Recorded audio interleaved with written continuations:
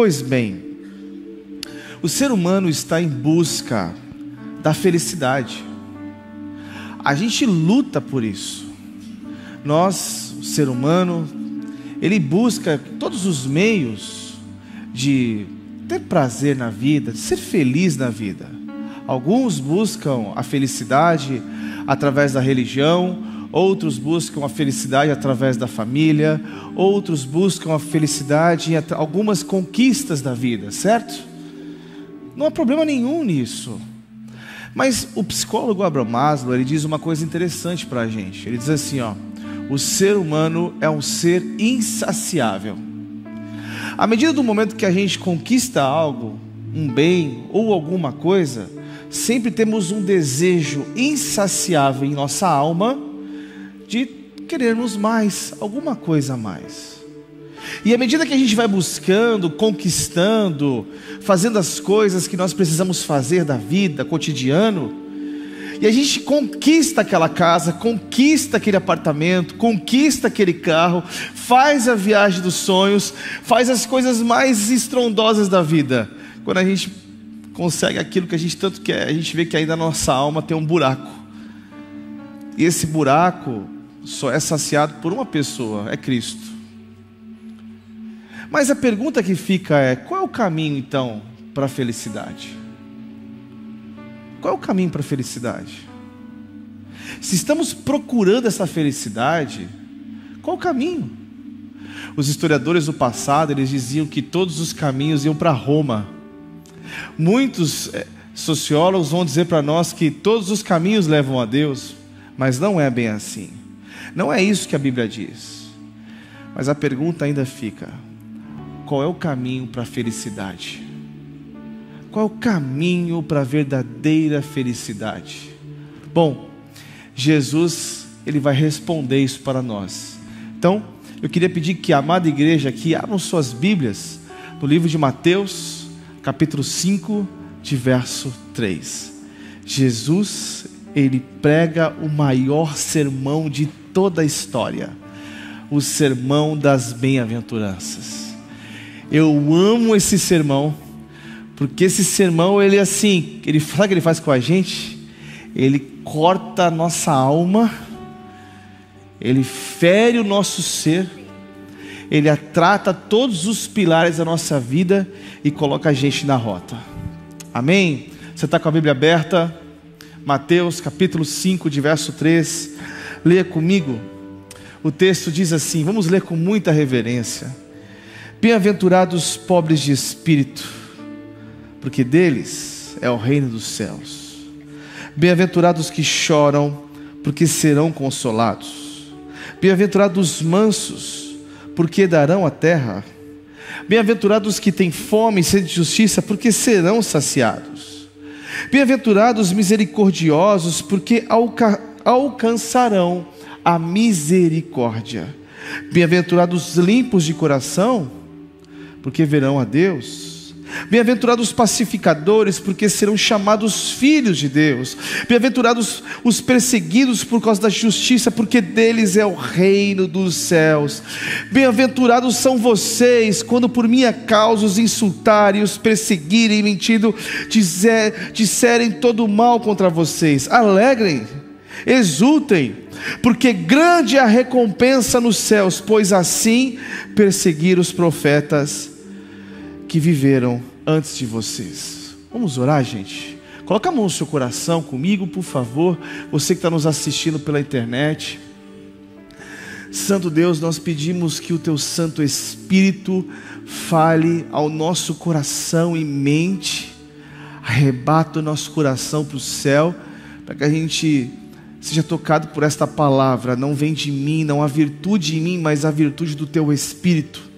E a virtude do Teu Espírito nos dê vida, e vida em abundância. Nós oramos, Pai, em nome do Teu Filho amado Jesus. Amém. O sermão da bem-aventurança, na verdade, é o sermão que nós chamamos o maior sermão de toda a história, porque ele foi pregado pelo próprio Deus, o verbo da vida, o nosso Jesus. Spurgeon dizia o seguinte: o Antigo Testamento fecha com uma maldição E o Novo Testamento abre com uma bem-aventurança. Interessante isso.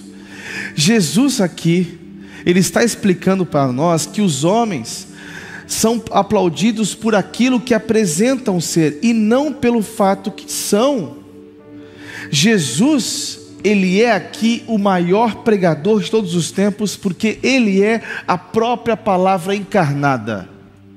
Mas Ele vai falar para nós, para todos nós aqui nesta noite, qual é o caminho para a felicidade? O primeiro caminho é a pobreza de espírito. Agora preste atenção. O sermão da bem-aventurança, ele não é um texto, como a gente pode ver assim, estático. Não, ele é progressivo. As bem-aventuranças é como se fosse uma escada, um caminho, são passos. Eu entro no reino de Deus, eu entro no primeiro caminho, no primeiro degrau. Qual é o primeiro degrau? Qual é o primeiro caminho? A pobreza de espírito. Este é o caminho. E o que significa ser pobre de espírito? A palavra no grego penê significa que é o homem que precisa trabalhar para ganhar toda a sua vida. E a segunda palavra no grego descreve que é aquele homem que tem a nulidade, a ausência de si mesmo, que reconhece a sua total carência e coloca toda a sua confiança no próprio Deus. Ser pobre de espírito não significa ter uma vida espiritual pobre ou ser um falso humilde. Jesus sabia quem eram aqueles homens, os religiosos, os hipócritas. Eles aparentavam ter uma aparência boa, uma boa religião, uma boa espiritualidade, mas no fundo dos seus corações, eles eram hipócritas. Então, se a gente quer entender o caminho para a nossa vida, nós precisamos ser pobres de espírito. O que é ser pobre de espírito? É reconhecer a sua total dependência de Deus. É como uma escada. Agora, se Jesus começasse o sermão da bem-aventurança dizendo assim: sejam puros de coração, nós não teríamos a menor chance. Nós não teríamos a menor chance. Já pensou se Jesus começasse a falar assim: olha, bem-aventurados puros de coração? Com a primeira escada ser puro de coração? Para eu ser puro de coração, em primeiro lugar eu preciso ser pobre de espírito. E para eu ser puro de coração, depois de ser pobre de espírito, eu preciso chorar pelos meus pecados. Ele está mostrando para nós a importância desse caminho da vida, o caminho para a felicidade, a qual o homem se esqueceu. Jesus está ensinando para nós o que é ser um pobre de espírito. É não olhar para si mesmo, não tentar as coisas com a nossa própria força, é voltar-se todo para Jesus, é contemplar Jesus, é colocar todos os aplausos, toda a coroa da vida, a coroa da glória para Jesus, é olhar Ele e colocar Ele no principal pedestal da vida. Olhar para Jesus é isso, é fixar todo o seu olho, toda a sua vida, toda a sua esperança num só caminho. É olhar para Ele e falar: Senhor, eu te amo, toca meu trabalho, toca as minhas finanças, toca a minha vida, toca a minha história. Eu coloco todo o meu caminho para o Senhor, de mim não pode sair nada. E com todo respeito, nós não somos nada. A Bíblia diz que a nossa justiça é como trapos de imundícia. O homem não pode fazer nada por si só. O homem não pode salvar a si mesmo.